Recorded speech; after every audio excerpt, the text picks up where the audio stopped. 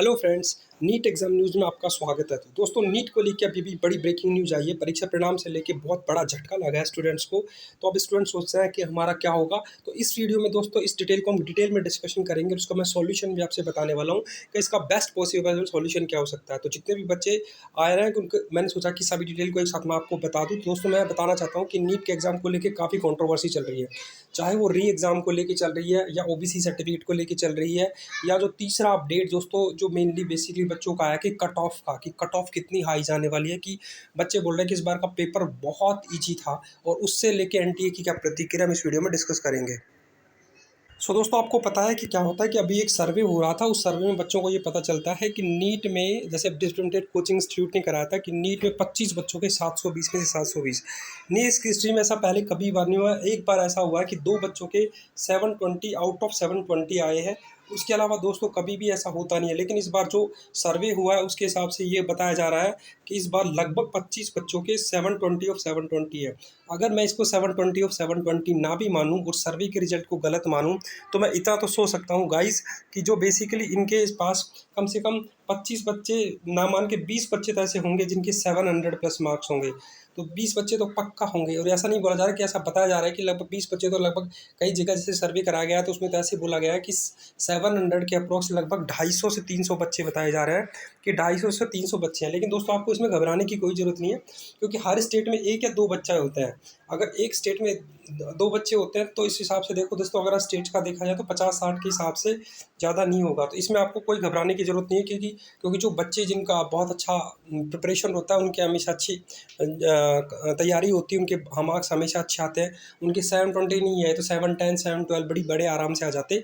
तो इस चीज़ से आपको पैनिक नहीं होना। तो काफ़ी जगह सोशल मीडिया पे यही रूमर है कि अगर इतने बच्चों के 720 में 720 है, कट ऑफ ऊपर जाएगा। ऐसा कुछ नहीं होता। हर साल टॉपर्स वेरी करते हैं 700 से ऊपर नीचे, लेकिन 700 के ऊपर टोटल बच्चों का एवरेज हमेशा मेंटेन ही रहता है। दूसरा दोस्तों, एक जो वेस्ट बंगाल की न्यूज़ है वो बच्चों को काफ़ी परेशान कर रही है कि ओबीसी के सर्टिफिकेट कैंसिल हो गया है। अब उन बच्चों की स्टेट कोटा काउंसलिंग में क्या करना है, क्योंकि अभी आपको जितने भी बच्चे डॉक्यूमेंट वेरिफिकेशन के लिए सबको डॉक्यूमेंट तैयार करने हैं। तो सर्टिफिकेट्स के लिए काफ़ी बच्चे तो अभी बना ही नहीं पा रहे हैं, क्योंकि वेस्ट बंगाल गवर्नमेंट ने कैंसिल कर दिया। तो जो बच्चे रिन्यू करा पा रहे हैं उनका रिन्यू नहीं हो पा रहा है, और उससे उन बच्चों की प्रॉब्लम बहुत बढ़ जाती जा रही है। लेकिन मैं उन बच्चों से यही बोलूँगा कि अपने पुराने सर्टिफिकेट को मेंटेन करके रखिए, और एनटी इसका कोई ना कोई सॉल्यूशन निकालेगा। लेकिन आपके पास सेंटर का ओबीसी का सर्टिफिकेट है तो इसमें आपको कोई पैनिक होने की ज़रूरत नहीं है। और जो सबसे बड़ी एक चीज़ है कि री नीट एग्ज़ाम, जिसके ऊपर एनटीए का एक अपडेट भी आ चुका है दोस्तों, कि री नीट का जो एग्ज़ाम है वो दोबारा से होगा या नहीं। तो दोस्तों, मैं आपको बता देना चाहता हूँ कि नीट के एग्ज़ाम को लेके जो रूमर आया था उसके ऊपर एनटीए ने अपना क्लैरिफिकेशन आज से लगभग 10 से 12 दिन पहले क्लैरिफिकेशन दिया था, जिन्होंने बोला कि we have conducted our exam successfully, और ऐसा कोई भी नहीं हुआ है। हमने सारे गेट्स वगैरह पहले बंद कर दिए थे। No third party was allowed out inside the examination hall, और ऐसा कुछ भी नहीं है। लेकिन अगर व्हाट विल हैपन, अगर उन बच्चों के, जैसे राजस्थान में सवाई माधोपुर में हुआ था, अगर उन बच्चों के 720 में से मान के चलो हर बच्चे के 600 प्लस मार्क्स आते हैं, तो वहाँ पे एक डाउट क्रिएट होता है कि इस हिसाब से कैसे हो सकता है। तो इस चीज़ को लेके बच्चे बहुत ज़्यादा परेशान हैं। तो आपको पता है कि राजस्थान की कट ऑफ वैसे हाई जाती है।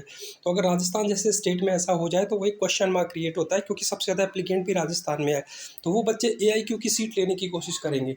तो ये एक प्रॉब्लम है जो नीट स्टूडेंट्स को देखने को मिली है। सोशल मीडिया पे काफ़ी इसका ट्रेंड भी चल रहा है कि नीट का एग्जाम दोबारा से होना चाहिए, तो ट्रांसपेरेंसी होनी चाहिए, या जिन जिन सेंटर पे प्रॉब्लम हुई थी वहाँ पे से वापस से एग्ज़ाम होना चाहिए। लेकिन दोस्तों, अभी तक ऐसी कोई प्रतिक्रिया नहीं है। वैसे भी आपको पता है कि अगर ये आंसर की रिलीज़ हो जाती है तो उस हिसाब से ये प्रॉब्लम, और एनटीए इस पर कोई रिएक्शन नहीं लेने वाला है। अब बच्चे बोल रहे हैं कि नीट का जो एक रिजल्ट है वो कब आएगा।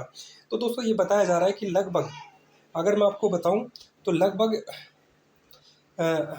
12 जून को आसपास बताया जा रहा है कि 12 जून 2024 के आसपास नीट का रिजल्ट आएगा फाइनल। जो फाइनल नीट का रिजल्ट है एक्सपेक्टेड एनटीए की तरफ से, वो this is the expected date. This result would be announced around 12 June 2024। तो जो भी बच्चे बोल रहे हैं कि नीट का रिजल्ट कब आएगा, तो मैं उनको डेट बता रहा हूँ, 12 जून के आसपास ये डेट है जब उनका रिजल्ट आएगा। लेकिन री नीट को लेकर जैसे बच्चों की काफ़ी प्रतिक्रिया है कि नीट दोबारा होना चाहिए, दोबारा होना चाहिए, क्योंकि काफ़ी इंसिडेंट बिहार में मिला जहाँ पे दूसरा सेक्शन दे दिया गया। तो उन बच्चों का क्या होगा। उसके साथ साथ कुछ बच्चे बोल रहे हैं कि इस बार कुछ पेपर में कुछ क्वेश्चंस में मिस्टेक थी, तो बोनस मार्क्स का क्या होगा।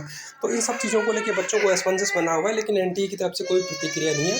तो मैं आपसे यही बोलूँगा, जब तक ऑफिशियल कोई अनाउंसमेंट ना आ जाए तब तक इस चीज़ पर ट्रस्ट नहीं करना। तो दोस्तों, मिलते हैं नेक्स्ट वीडियो में नई अपडेट है। तब तक के लिए जय हिंद।